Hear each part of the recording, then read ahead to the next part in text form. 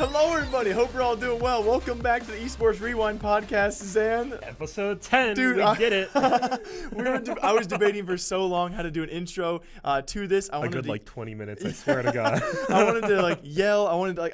I can't thank you guys enough. Welcome back to episode number 10. Xan bought us a cake. Yeah, because it's our anniversary, kind of. Not at all an anniversary, but might as well be. But it's a cool milestone to have you guys watching the podcast for 10 episodes, and we are very proud to have you guys. So thank just you all. A quick fake round of applause to everyone out there still watching. Round of applause. Thank you guys very much. Now, do we want to light it? Holy, what the frick is that, dude? You can't just Bro, you can't just pull that out. It's fine. You just casually pull out a freaking mini blowtorch? Why would you use any other Where kind of lighter? Where the frick did you get that? Where did I get that, actually? What the? No, I think I just went to some convenience store one day and I saw this and I was like, what is that? How did you even activate that? Because the way you were just like... It's just like a normal lighter, but just like... Jesus Christ, dude. But so much better. How do you use it? It's just like, you just push the thing. Just push the thing? You just push the thing. Oh, God. You're going to set that on fire. Oh, frick. I almost was like, you guys hear that? And just blow a freaking hole through my...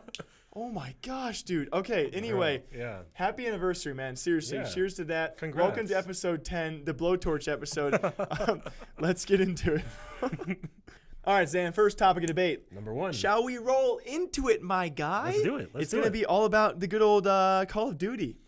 I'm interested. Okay. Because for context, the Modern Warfare gameplay reveal was today. Oh, yeah. Well, we're not going to get too dope. much into that, but it did look nice. Yeah. From what we've seen so far. Mm-hmm. But I feel like we see the same thing every year of Call of Duty. See, to be fair, I haven't said that in years. Okay, I said it for World War II a couple of years ago. Mm-hmm. So which I feel like that would be a valid place, if any, to say that. Yeah, but that one crashed and burned, I think, by most. Anyway, when this topic of Call of Duty comes up, it's all about the franchise league coming in 2020, whether it's called CWL or what Optic may be leaked for CDL. Who cares? I mildly care. CDL doesn't have that as good of a ring to it. Ever since you said CWL sounds better, I've been like, yeah, he's probably right. Yeah. But anyway, the topic of debate, of course, for that franchise league, the spots have now been revealed. Or for quite some time, we've known anywhere from $25 to $50 million. And so I've seen all over YouTube the debate of, is it worth it, and what will the future of that be? Is it worth it? Give me your first yes, no. When I say 25 to 50 million for a CWL spot. Heck no. Thank you. Heck no. I feel like there's plenty of people on that side as well. You know, I've seen, maybe not the best reference for a lot of people out there. Banks has talked about this. Devin Nash has talked about this. Richard Lewis. And I think generally everyone is on the same page of just strictly based off viewership. Right. It's not even close, man. Yeah, I don't think Call of Duty has anywhere near the kind of numbers it needs to justify. Yeah, when it comes to dollars, especially compared to other franchise leagues which sell spots, that being League of Legends and Overwatch. Overwatch has 4 times the viewership in just about every category, and League of Legends is approaching 10 times. And so this is, to me, my main point in my video. We talked about this is making League of Legends sound like a steal. And yeah, definitely. What is going to happen to organizations if, God forbid, I do think that the CWL will last at least a couple of years. But when these organizations, like 5 minimum. Yeah, and when these organizations realize they've dished out $25 to $50 million, but let's say 5 years down the line, the league is just completely dead. What happens to those organizations, right? Do they just take that huge hit? Because I don't think within, let's say, orgs shell out the 25 mil right now, right? Or potentially up to 50, right? Yeah. They shell out that money right now. I don't know how many are going to realistically make that investment back. Yeah. Even break even with the Call of Duty League. If not, 10 years down, if farther than that down the line. Yeah. And to a lot of organizations, $25, $50 million, even in terms of evaluation, that's makes up for a far majority of orgs out there. Yeah, that's a lot of money. So if you're going to take that loss, so I think a lot of interesting point out there as well is the fact that let's say a FaZe clan does not partake in CWL, and then it does poorly. Does FaZe make an extra jump on all those orgs that took the risk in that spot? Do they close the gap or they go even farther ahead? I'm thinking if it doesn't do well out of the gate, say, is FaZe, are they confirmed not participating? They are not confirmed not participating, but they are not yet participating. And Banks has already talked poorly of it, which makes me even think more okay, if he's talking bad about it, why would they invest then? I think if it's, let's just as an example, let's say FaZe doesn't participate as they are a large org, right? I could very easily see room for an org like FaZe to just set up their own league and just grab all the people who didn't participate and put on like a better show to the people who would actually care for much cheaper. Yeah, maybe not FaZe, but some of the organizers say, hey, like, just as an example, all you non-CWL teams, we'll play in our, we're not going to charge you at all. We just want to play some tournaments. Yeah, just get some good tournaments going, get some buzz, get some, get like, I don't know, get Twitch to invest. Mm-hmm. Yeah, that's a huge, I think, off story to talk about in the future, because when this does come to fruition, when 2020 comes around, we have the teams finalized, it starts playing out, we're going to see what happens with the other teams, because there are going to be plenty of teams, just like when Overwatch first announced, but this, I think, even more so. There are so many well-established orgs in Call of Duty. Right, definitely. And some are not going to make it. I think it's 12 spots. That's a huge, even assuming everybody has 25 million laying around, only 12 spots is that's not a lot of people competing. Yeah, it's going to be cool to see if we actually get to see the smart people and the not so smart people, and if the smart ones were the ones to not buy a spot. Yeah. So the debate continues. We'll move on, but it's a make a wish. Make a wish. And we'll move on to the next story. Yeah, I made half of a wish. All right, let's hop into the next story. Let's hop. Did you say? Never mind. Carrot cake, hopping, rabbits. Well, yeah, exactly. Bugs Bunny. God, dude, my mind is. Anyway, let's. Okay. You're just like Zach Galifianakis. The numbers I'm just seeing the true answers now with this cake in front of us. Yeah. Anyway, so are you familiar at all with the site G2A? Yes, I've heard of them. Oh, yeah. CS:GO viewers know too. Yes, I've definitely heard of G2A. Mm-hmm, mm-hmm. This is kind of a very long-term story, because for years, a lot of people have known that G2A is a kind of shady website. Yes, right? 100%. I'll just agree with you. Yeah, they're not great. For sure. Yeah, I feel like I'm glad we're on the same page. 100%. Yeah, we're definitely on the same page here. Anyway, so this was going to be a story last week actually, but figured we didn't have time. Mm-hmm. And I'm glad that we waited, because the story has evolved since then. Let's go. So let's jump straight into it. So last week we had this indie dev, Mike Rose. If you know No More Robots, the indie dev studio, he works with them. Okay. They don't make they're indie. They don't make huge titles. So totally understandable. Don't know who I'm talking about, right? He tweeted saying, G2A is taking out sponsored ads on Google, which means that when you search for our games, you get G2A popping up above our own links. And we make zero money on our games that people buy through the ads. And then he says, and when you try to turn their ads off, because you know how you can selectively disable ads on Google if you don't want to see some specific type of thing. Mm-hmm. He goes to do it. The button literally doesn't work. I've tested it myself. It works on other stuff. The G2A, it just didn't work with G2A ads for whatever reason. Okay, so are they inferring that G2A has connections, or what do you mean? Maybe. I mean, I tried it out before we hopped in here, and now it's working. Okay. But it wasn't for a good minute, so very easily could have been Google just having a problem. But regardless, it's not a good look if G2A is there and you see them and then the actual seller of the game underneath that. That's kind of that's not great. Because I've always thought about that when you search for certain topics out there. Even I know I'm failing to think of one on spot and on hand, but just imagine if you're a company and you are the producer of your product, you are the sole producer of your product, but then you have this knockoff / site that sells keys for your product, and they're above you. Yeah. And this is where it becomes a huge problem, because Mike, after this, he goes on to say, please, if you're going to buy a game from G2A, just pirate it instead. Genuinely, devs don't see a penny either way, so we'd much rather G2A didn't see money either.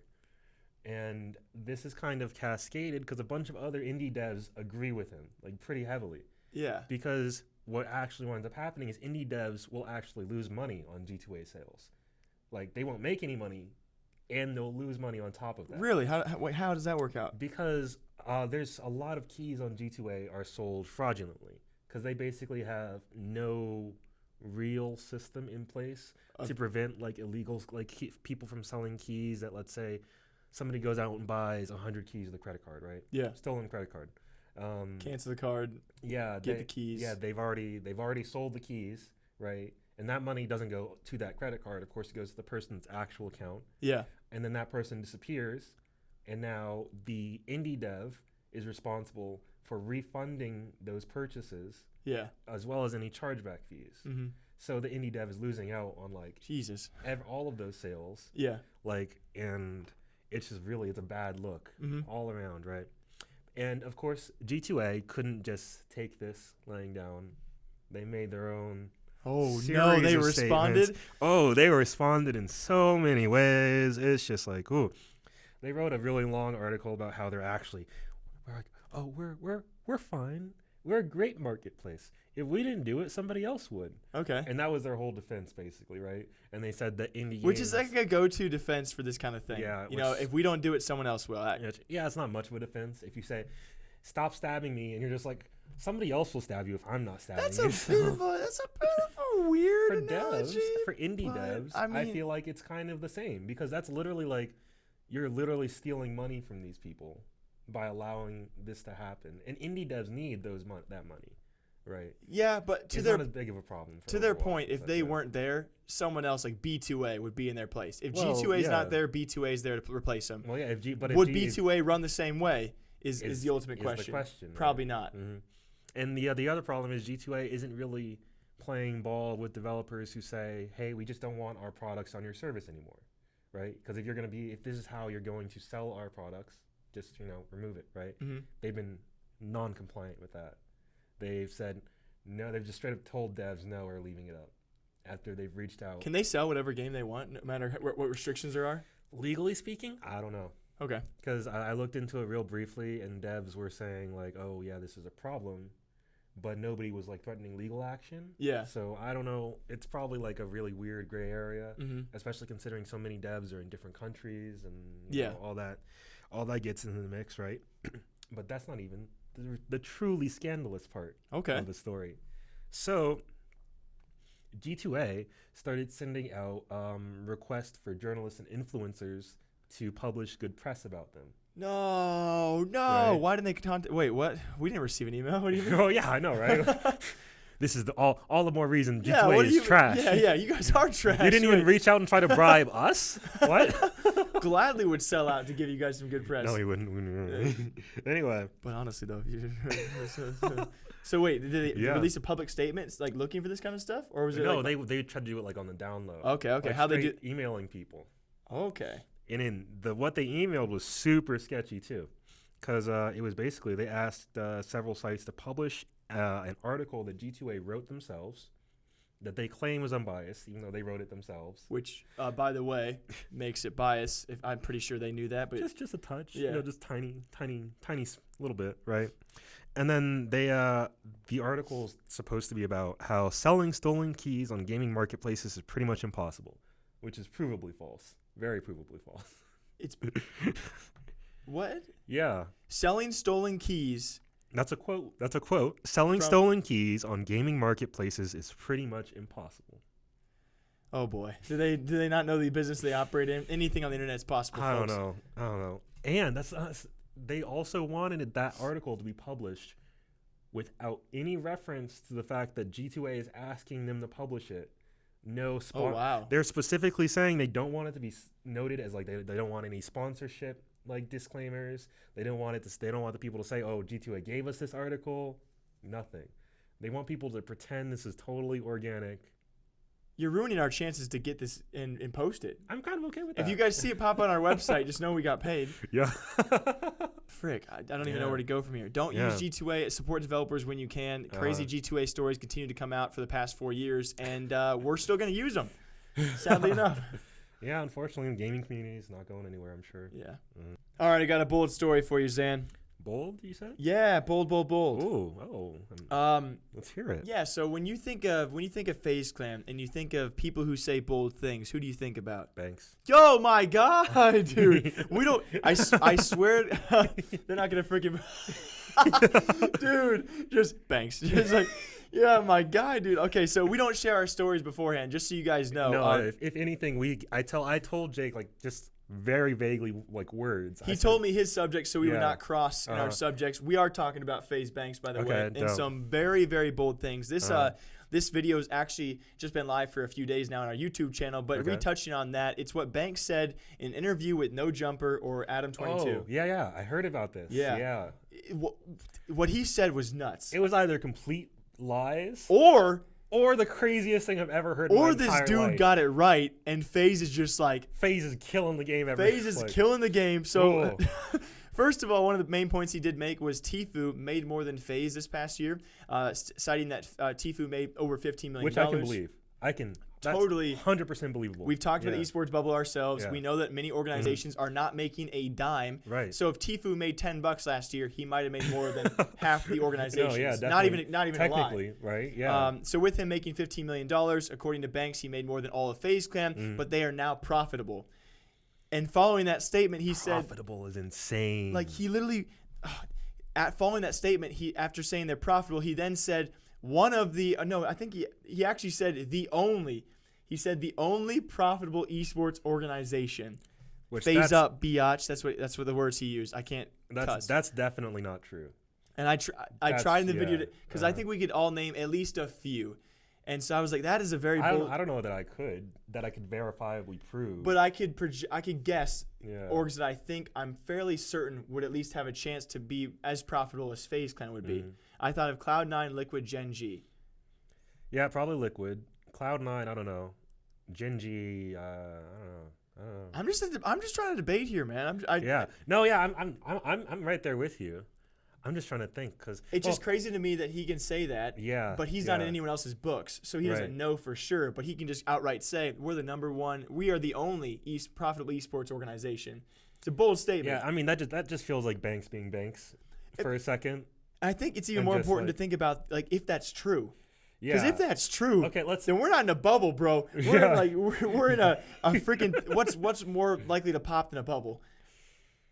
This candle. Yeah. Yeah. What's like this? The esports as an industry is the wick on this candle. Yeah, this dollar candle that just exploded, gone. Yeah. And even with that being said, I think possibly even more of a brash statement was he then went on to say that they are doing just fine with funding. They raised something like $300 million.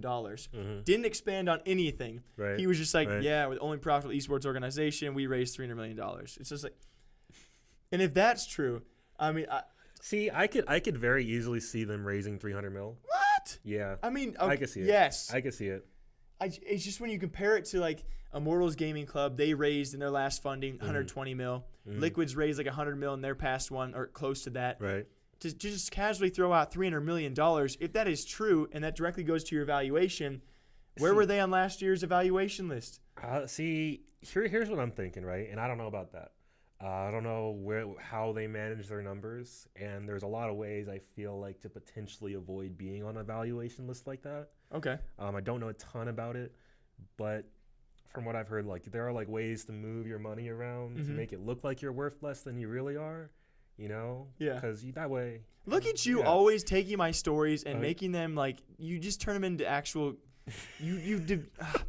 You word things so eloquently, and it makes me feel stupid sometimes. I don't know about that. So you believe that they could have raised that much money, and they are smart enough to move it around. But then why would Banks say it? Because here's what I'm thinking, right? Because Banks is exactly the type of dude that just run his mouth and let slip stuff that really he shouldn't be saying, right? Yeah. I think a lot of us can agree on that. Yeah, yeah. And I think the thing that FaZe has over groups like Liquid and such is FaZe is, I would say, more personality driven than other organizations in a lot of ways, right?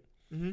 And I think that is very valuable from the outside looking in as an advertiser, right? Because if, let's say, CSGO is not an advertiser-friendly game at base level, right? Mm-hmm. Just purely on the basis of saying counter-terrorist and terrorist, right? Yep. Advertisers don't like that. That's all it takes. Right? It's all you need. And if FaZe, as a group, is able to promote more of the people than the games, then that's way more advertiser-friendly. Wow. Because like even League of Legends, there are people with guns in that. Yeah. League is like not completely not acceptable in some places because like, you know, there's violence and stuff. Yeah. I mean, I would counter that point with saying, okay, if you're trying to value your people, then why are you having a guy like Banks out there, no offense to the guy, say whatever he wants? Or a Tfue that's admitted to underage drinking or stunts, or a High Sky who's apparently underage. I think that's a lot more tolerable, normal and welcoming to the people who put money into it, to the type of like investors who would lean into this, because this is all of that is totally in line with every other celebrity-based industry. Okay, so you think the drama portion of it, that's FaZe, their name is out there. Even if it's conflict or drama, at least it's not a game that no one is going to be brand friendly. Just think about how problematic Kanye is.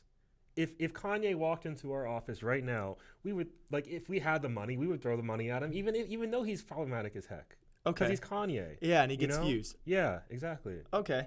So you think they've built enough of a brand around their personalities and not the games they play, and around their their players actively building their personal brands. Yeah. Because like let's say Jensen, right? Just to throw out like a League of Legends person, right? He definitely is not out there recording vlogs like FaZe people are. Yeah.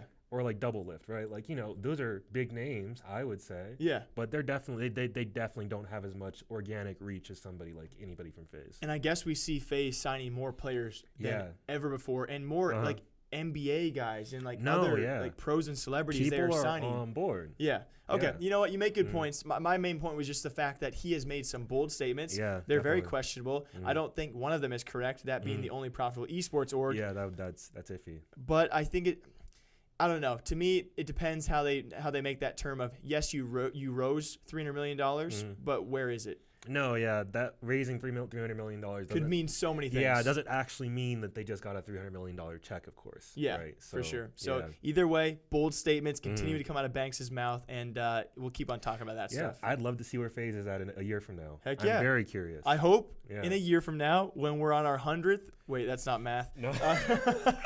When on our 62nd, is that once a week? 62nd. 62nd, yeah. Maybe. We might miss a few. Yeah, I mean, we don't want to promise podcasts every week. Right? When we're on our 12th podcast, we'll still be talking about FaZe and the bold things they do. Oh, definitely. You ready to talk some Stadia news? Dude, back on that Stadia? Let's go. We have not talked about Stadia in months. It's been like a couple weeks, maybe 2 weeks or so.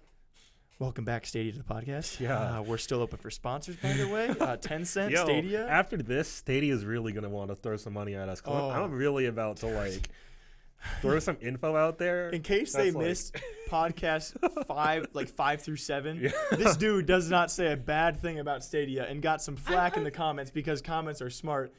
So we can keep this debate up. I got more. I think I kept track at one point. It was at least 2 podcasts. First podcast, I was like Xan 1, commenter 0. But then they struck back. They did they? I don't remember that. It should be a tie ball game. I don't. Well, so hit us with these updates. It's gonna be hella one-sided now.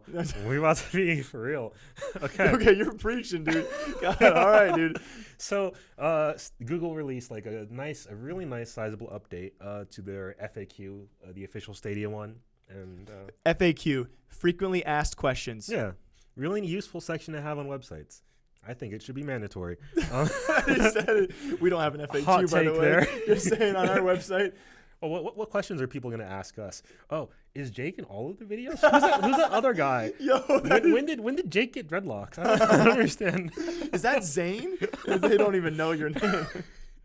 Okay, no, they figured it out now. Shout out to you, those of you who know my name. I appreciate it.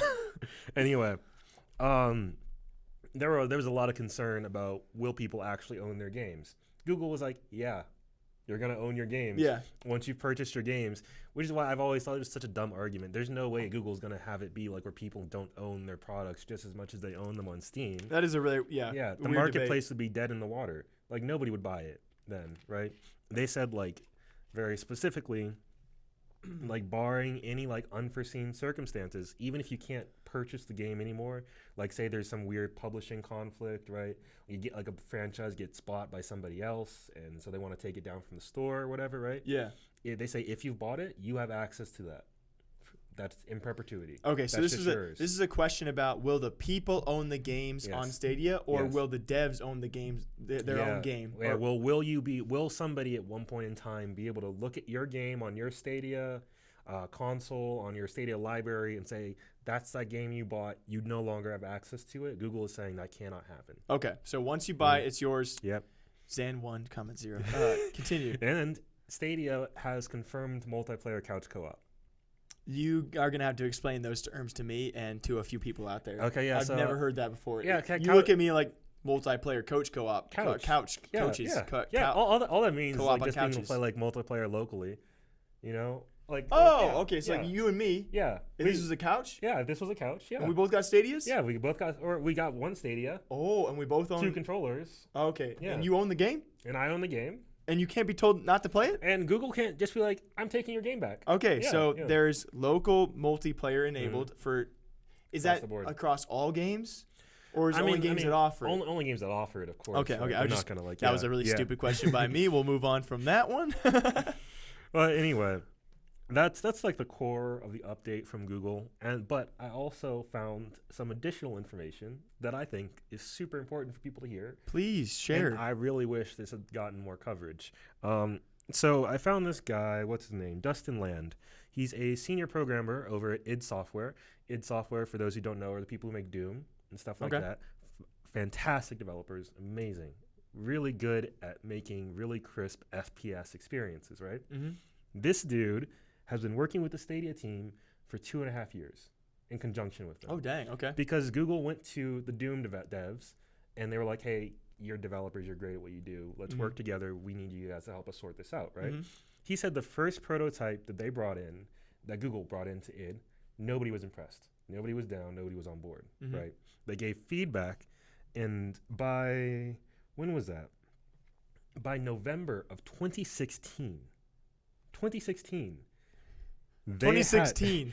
Do you understand those numbers? It's 2019. 1.6. Okay, by November 2016, they had demo versions of Stadia that they were able to give to the developers at id. And this senior programmer said it felt like someone had the only problem was like if somebody had forgotten to turn off the game mode on a TV.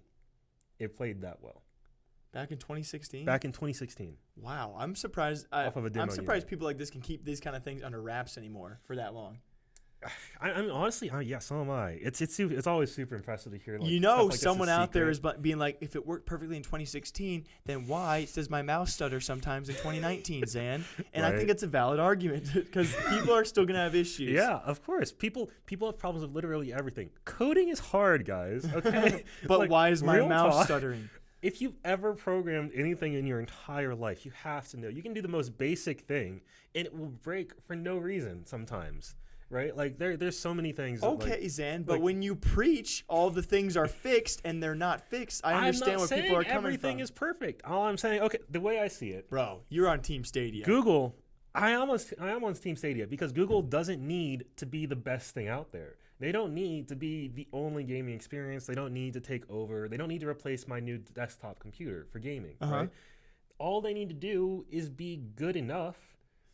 Like, think about it like this. Netflix did not need to beat the theater industry. They did not need to take on the DVD industry. All they did was make it super convenient and easy to watch movies whenever you want to. But they are really good at doing that. And what you just said, Team Stadia, was Stadia. We're good enough. Like they want to. Yeah, I think Stadia is going to be great. I think Stadia is going to be the type of thing that, like, say, if I wake up and I'm just in a mood and I just want to play Assassin's Creed and I don't have Assassin's Creed, I could just go play Assassin's Creed. I think better worded is they're good enough at what they do, and they're still better than anyone else who would be able to do it, which is nobody. Yeah. Which I tend to agree with you. So, are there any other points that you brought up? Yeah, as well? I have one more quote from the Dustin Land, the senior programmer. He this is recent, actually, in the past couple days. Not 2016. Not 2016. He says in 20 he's and this guy this is from his personal account, not very well. He's not really a public guy in that sense, right? But anyway, I think the tweet had like 1 like, actually. It was like that type situation, right? But he says, by now I've tried it at offices, hotels, conference halls, my shitty home Wi-Fi, someone else's shitty home Wi-Fi, and it's been stellar each time. I don't think people are aware of how much internet infrastructure has improved. Okay. And you know what? Actually, one more tidbit. Google has been watching YouTube analytics, waiting for a big enough group of users to reach the point where their connections would be capable of handling their game streaming. So Google has statistics that prove that there is a user base capable of using Stadia. So I think, I think you deserve a free copy of Stadia. I know you already bought it, but god dang. I get your points. You made some valid points. I wish that we had an open discussion with someone else who was a bit more well researched on the downsides of it, because here's what happens every time we talk about this. You feed me all this knowledge, which sounds great, and then someone in the comments is like, well, no, and I'm like, okay, that sounds good too. So I think there's definitely very good points for Stadia, and I'm still on Team Stadia. I'm with you. Yeah. But there are going to be some slight downsides, and there's always going to be the doubters definitely. of this kind of platform. There will always be a doubter out there for this type of platform not to work and perform, and so that's why they're going to jump on any minor detail. Like, my mouse stutters. Frick this program altogether. Yeah. But at least, very least, we have confirmed two things. We can play on a couch together in the same room as long as the game allows it. And the first point being, what was the first point again? That you own your games. Okay, sorry. Permanently. I was like, oh. That we own our games. Yeah. So those are the two major points to address for now. We'll touch on all the other downsides probably in the future as well. Yeah, I mean, if anybody's got any arguments they'd like to make in the comments, let me know. I will address them next episode. Or in a couple episodes, because back-to-back with Stadia. But if you guys are still listening and have problems with Stadia, make a list, and I appreciate you. All right, Xan, this next one's kind of a sad one. And I'm glad our candles are out for it's not a birthday celebration. Okay. It's very sad. Should I put the cake away? Yeah. Just sweep. But no, it's actually about a kind of a Fortnite story. It was brought up 6 months ago. Fortnite streamer MrDeadMoth. Did you hear about this story at all?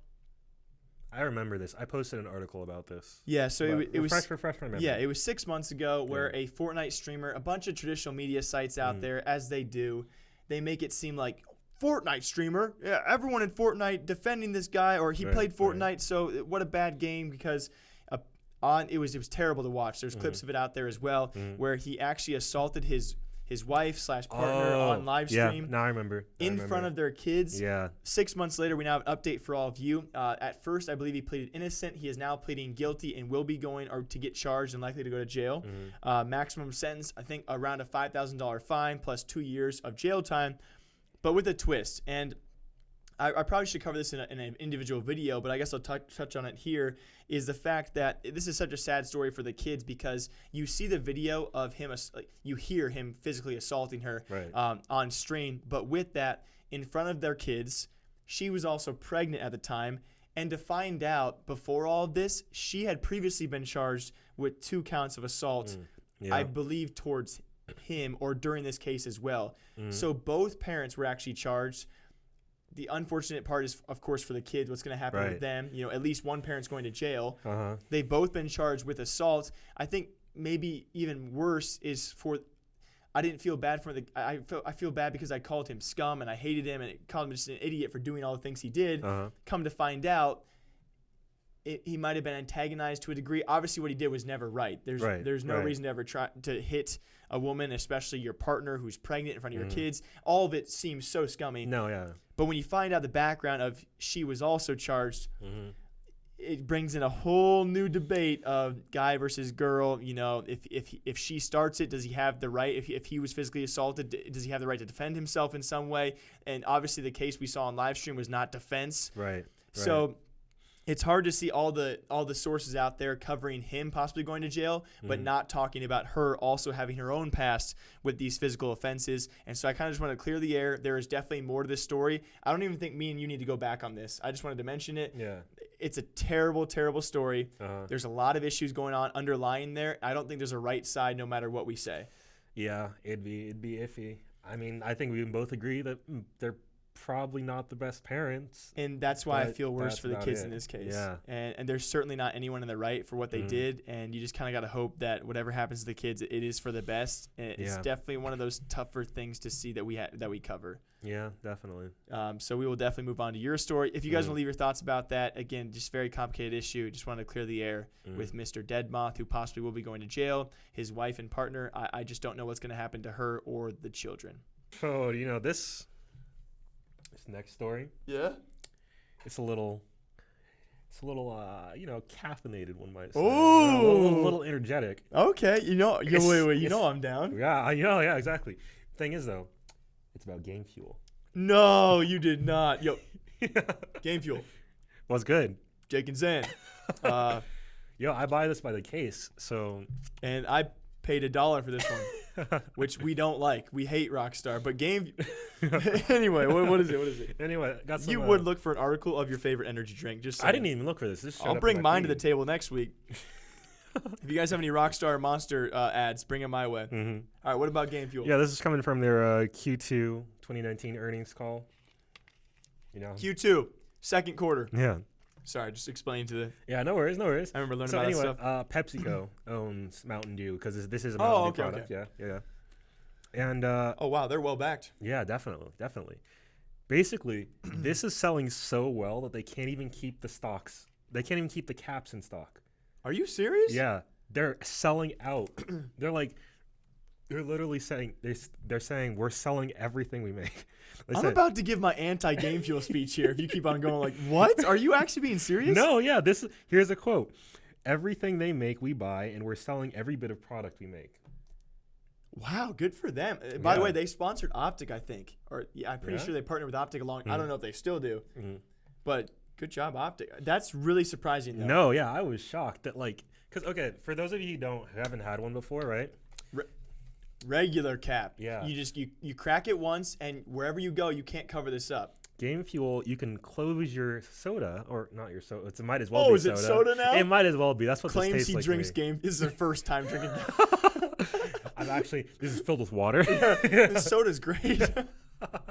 It's like Coca-Cola. No, yeah. So you can close the cap back. It is really cool. Yeah. And they're basically saying their manufacturers can't make enough of these. And they have that trademarked. Yeah. And so if a soda company, I'm surprised Pepsi hasn't taken it. Oh, for sure.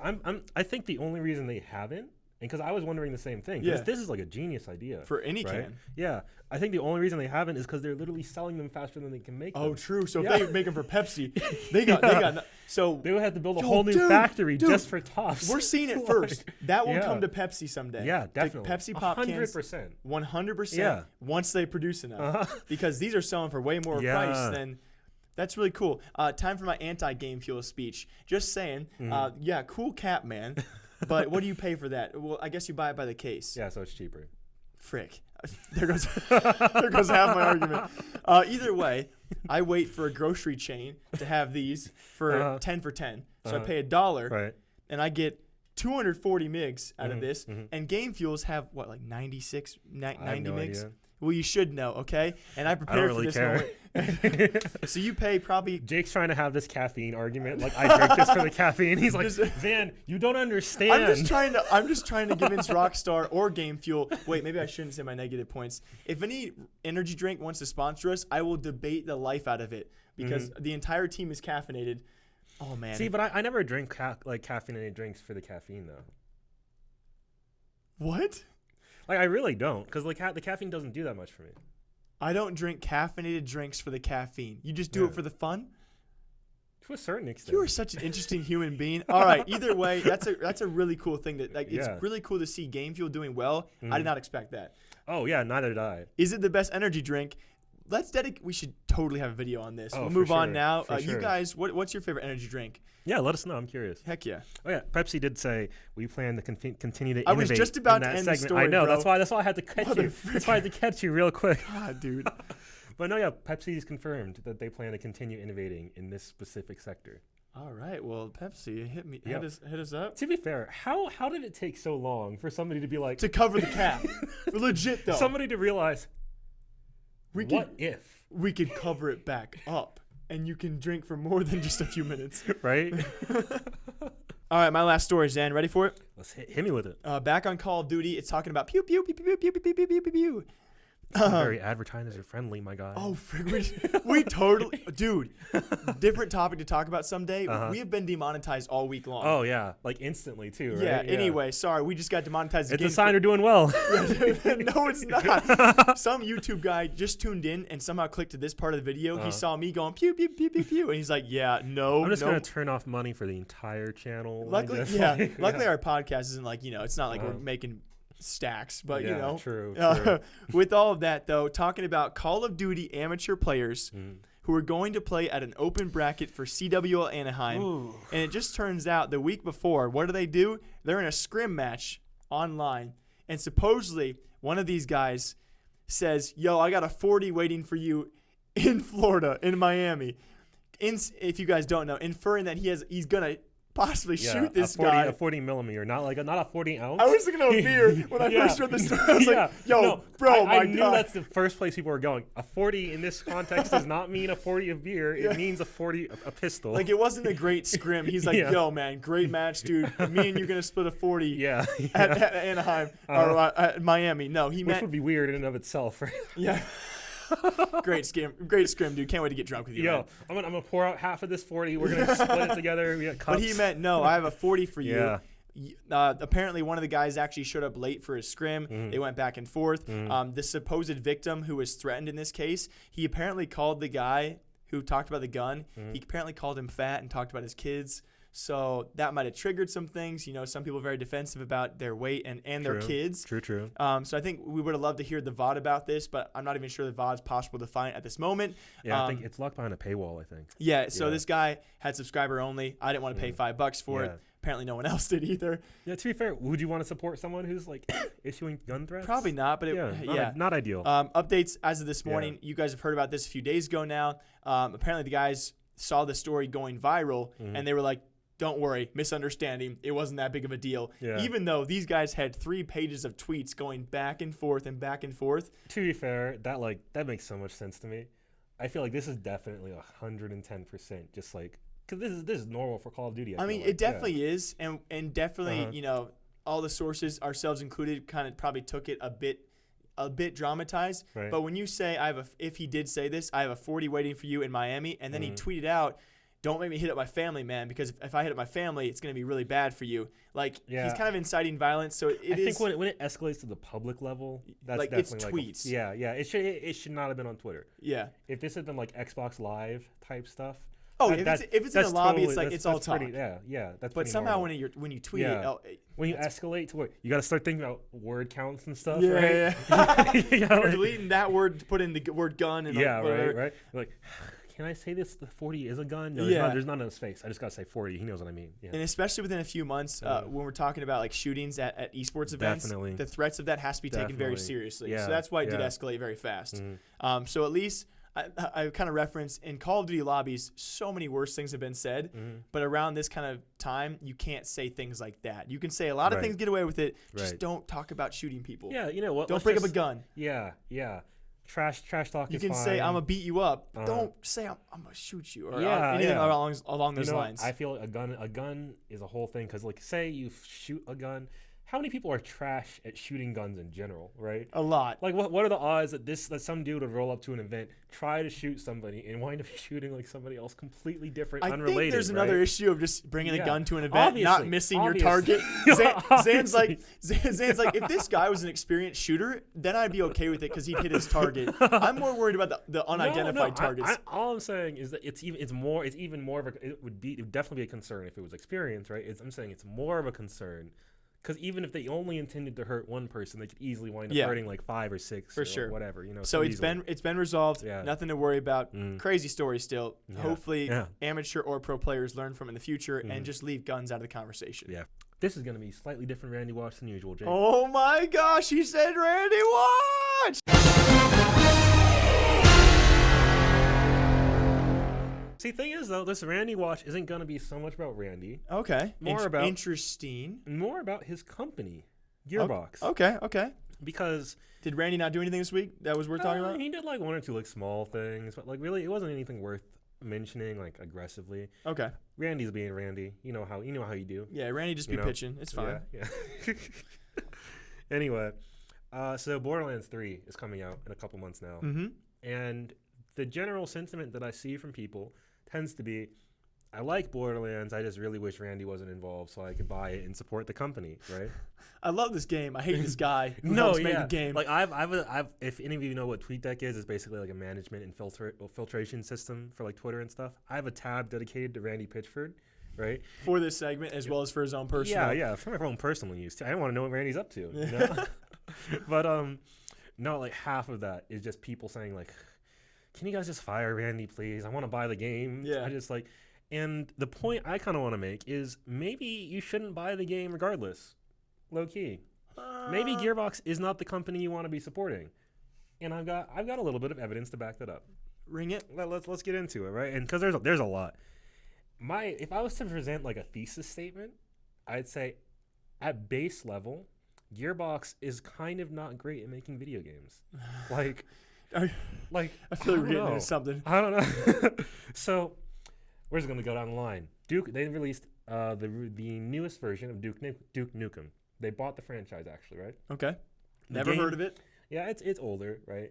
And you wouldn't have heard about it in modern times because what they did is they bought the franchise, they removed any other games that weren't made by them related to it from any marketplace, basically, as much as they could. Excuse me. There it is. There it is. And their Duke Nukem game was garbage. And it was in development for like 15 years and still came out like garbage. Atrocious. They should be ashamed of themselves for selling that as a game, right? And that's not this. If it was just that, whatever, right? Then they made the Aliens Colonial Marines, which was probably like Fallout 76, right? Okay. I heard mixed reviews on Fallout 76. Well, think Fallout 76 at release where people were like this. Think Anthem. Oh, you just hit my heart. Okay. Think Anthem about that game, and then potentially worse than Anthem. Okay. Like it would be an argument to decide which is the worst game, and I'm pretty sure Aliens Colonial Marines comes out on top. All right. And part of the reason that game probably turned out so bad is because allegedly Gearbox took the money that Sega gave them to put into Aliens Colonial Marines and redirected that money towards Borderlands instead. Right. Power play. Which ties into why the Yakuza isn't a fan of Randy. Just a casual, bold statement. Yeah. The Yakuza frick, I can't say. Never mind. Yeah. The Japanese gangs. I can't pronounce Yakuza. That's good enough. Yeah. Yakuza. Uh-huh. Yakuza. And like Battleborn was another game they made, and that was fine, I guess. It was okay. But it was also like bombed because it released 3 weeks. Randy cursed me. Randy doesn't want me talking about this anymore. It's like, shut up. He heard like he's got like a voodoo doll. He's doing a magic trick right now. He's just poking pins in it. Like, well, anyway, like, and Randy decided to promote that game by like advertising the Rule 34 subreddit for his game. Rule 34, for those of you who aren't familiar, being straight. Oh, you don't know? No. Oh, that's like actually straight up. You just like casually throw these terms out like people understand. I Rule 34. Yeah. Rule 35. It's like a freaking deli up here. 36. No, it's basically Rule 34 is that if anything exists online, then there's porn of it, right? So he essentially linked. That's a rule? Yeah. That is so true. That's a general. Yeah, exactly. Right. That's why it's a rule. Yeah, that is 100% a rule. Yeah. Wait. He linked in order to try to drive him up, like press for his game. He straight listed like, hey, you guys want to take a look at the porn that people are making? What the frick? You did that? Yeah, he did that. Dude, he is such a weird kid. You think there's porn of this podcast yet? No. Can you imagine, dude? Can you imagine someday if we ever get big that someone reenacts? It's only a matter of time. It's Rule 34 applies so many places that you wouldn't expect. I'm just imagining watching you and me. Wait, this is getting. Never mind. Let's not. Never mind. That'd be weird. And the podcast is officially finalized. We're done. Yeah. We survived. We've done our duty. Somehow. And hopefully here's to 10 more. I don't know. We might have enough enemies by episode 20 where we're not going to be around anymore. No, but by episode 20, Stadia will be sponsoring us. So True. Be fine. And here's the future sponsors: Game Fuel Energy Drinks. Xan, thank you for 10 episodes. Thank you guys all for watching for 10 episodes. Here's to hopefully 10 more if we cross our fingers. As always, thank you all for watching. We'll be back here next week at the same exact time. Until then, take care.